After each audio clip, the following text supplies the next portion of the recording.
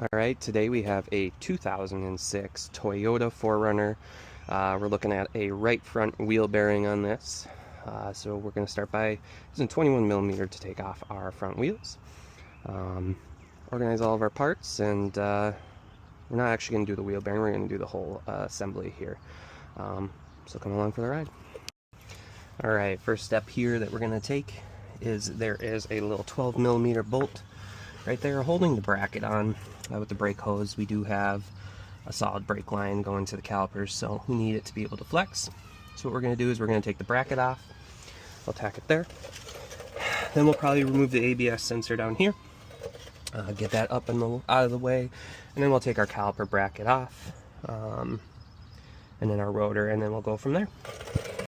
Alright, to get our ABS sensor out, which is down here, you're going to use a 5mm hex head socket, whatever you want to call it, to get that out so we can get that going. A little bit of a correction for now. What we did is we took the plug off of the ABS sensor until we can get some more stuff out of the way here, and we can actually wiggle it out so that it's seized in there. Next up, caliper bracket bolts. Caliper bracket bolts are going to be a 17mm. Two of them, one up here, one down there. If you did want to take apart the caliper, you could. Essentially what that's going to involve is taking these little pins out here, taking the clips out there, spreading it a little bit, and then pounding out these slides. Once you pound those out, the brake pads come out the back. You could do it that way. Otherwise, this way is going to work just as well too, and the pads will at least stay bound in there. Alright, with your caliper out, you want to use an S-hook. Hang it on the suspension so that you're not putting extra weight on the brake lines there. And we're going to remove our rotor. Checking out all the parts here, making sure that they're in okay condition. Rotor's doing alright here.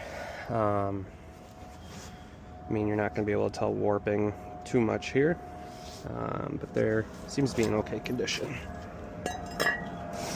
Pretty crusty little situation back here. What we're going to do is we're going to use a wrench and some willpower to get these 4 bolts out. Once we get those 4 bolts out, in addition to that, we need to remove this outer cover here. That's going to give us some access to the spindle nut here, which will allow us to push the shaft back here, and then we'll take off those bolts. Alright, we got the lid of the spindle nut open, got the cotter pin out there. Essentially that was stacked in there like this. Nice thing about this little setup is it was covered with this lid, and the nut was all the way back. You had this little ring over the top where the cotter pin was in there to keep that from backing out. We'll replace the cotter pin. Next up is we're going to use a 17mm wrench. There's no way that I know of to get a socket in there. We'll use a 17mm wrench. To get these bolts out, I greased them up with some PB blasters, so we'll see if those come out. It does look pretty crispy in there, but we'll see what we get. Pro tip, always good to brush off your bolts, get them clean so that they don't strip as easy here. It's kind of a weird situation that we're in trying to get these bolts off, so I want to make sure that we get as good of a grip on there as we can. If you guys have any better ways of doing this, feel free to let me know. This is the way we're doing it today, and we are going to get it done. Alright, well, those weren't really that bad at all. At least the first one wasn't. Thought I was going to have to use a hammer or do the weird extension trick with the wrenches. Alright, so we're just going to get those all broken free to start off with here. And then we'll go back and we'll get them all off. I'll check back in, see if they were all this easy. Alright, with those all broken free, very easily, must I say, I'm going to just back them out with our fingers. Or you could use the open end of the wrench here. And then we're going to start tapping to try to break this free out of the knuckle. Alright, we put the nut on the end of the axle and just hammered that in real quick. It should just slide back a little bit so you're out of the splines in there. You want to make sure all your bolts are loose.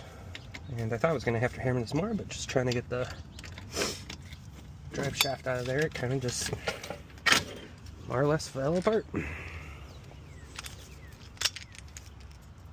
His shield is, you know, worse for wear. I did not get a replacement for him, didn't know that was what we were going to need to do. It does have a little locating bump there, so we will just put that back on the way you had it. And this is our hub assembly. Let's put the new one in. Alright, honestly it's pretty well greased up in here. We are going to clean up the inside of the race here, clean up these splines, put a little bit of grease on those. So everything comes out. We're going to clean up the mating surface here, put a little extra grease on the inside, and then we will start putting it back together. When we are cleaning up inside there, we do want to be careful of the ABS sensor that's right there. Essentially that reads the hub here, and it yeah, so just be careful when you're in there using power tools and whatever. The sensor is kind of tight in there, so we'll see if we end up getting that out.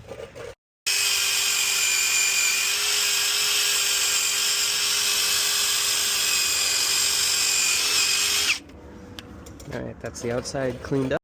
Alright, we're just going to use a little bit of brake clean on a rag here.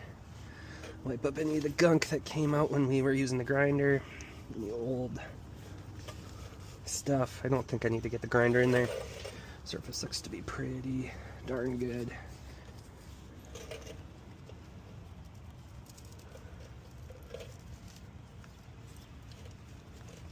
Just get that wiped up and clean.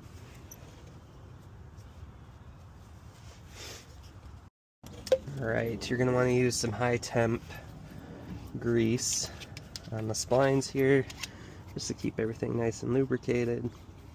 We'll also use some grease on the race in there surface.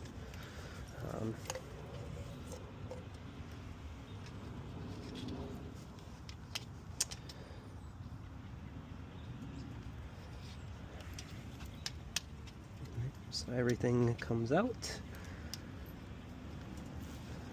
and goes in the way it should go in. It's a nice light layer here. Next up, I'm going to put some anti-seize on the outside here to make sure that, again, comes out next time. Alright, anti-seize is on. Got our new assembly here. That should just slide in. There's no particular orientation. It appears that that goes back in there. We are going to make sure that we put our little shield on here first. Gonna hold that in place as best you can. Slide it over and in. Try to see if you can get those screws started. Alright, once you get that situated in place, you get some of the bolts going. You're going to use your 17mm wrench because that's the only thing that's going to fit back there. Nice thing about these bolts is they do have some thread locker already on them. So I'm not super worried about those backing out. Really just going to get those on there as good as we can without over tightening them. When tightening these bolts, you do want to do them in a crisscross pattern just so you apply even torque, so things aren't in there wonky. So I just kind of get them threaded in a little bit, start working on the opposite corner. Alright, once you get all those bolts tightened down as tight as you can get them, you want to go ahead and get your drive shaft spines back engaged in there. Did end up getting us a new spindle nut. Probably could reuse the old one. It looked to be about the same. Just gonna spin that on. Get that back there nice and good. We will take our impact and kind of drive that on there, and then we will use a torque wrench. Alright, so the spindle nut there has a higher torque value. It looks like it's about 175 foot-pounds. You're just going to want to make sure that you have something keeping the hub from spinning here. So I got my pry bar up in there. Otherwise, you could take the wheel off and then take the center cap off when it's on the ground and do it that way. We're going to try this way first. Alright, this is our old cotter pin. We definitely want to put a new one in there if we can, so we're just going to compare what we got here. Our little handy dandy kit that looks to be about right. So we'll get the new cotter pin in, get it bent over. Before we do that, we got to put this little cover on there. And then we'll get our new cotter pin in.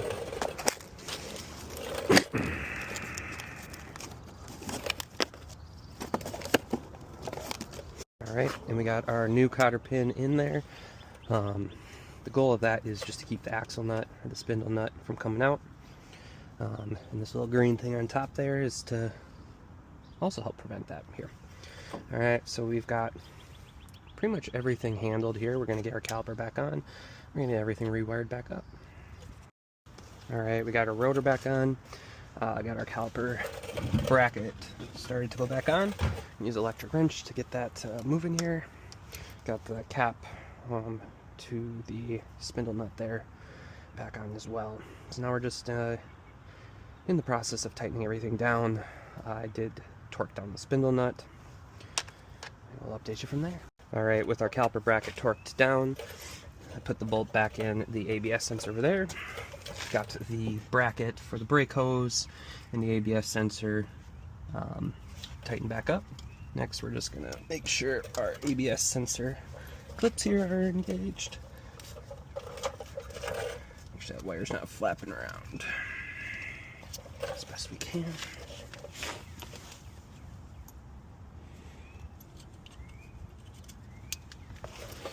ABS sensor is on. Next up is we put the wheels on, torque those on, and then we'll test drive it. Always remember when putting your lug nuts on to hand thread those first few threads so you don't cross thread them. Also just helps hold the wheel on. And then I will take an impact gun and tighten those down just briefly, and then we'll come back and we'll torque them. And just like that, the wheel is torqued down and on. About to have the customer go for a test drive. And that was a hub assembly on a 2006 Toyota 4Runner.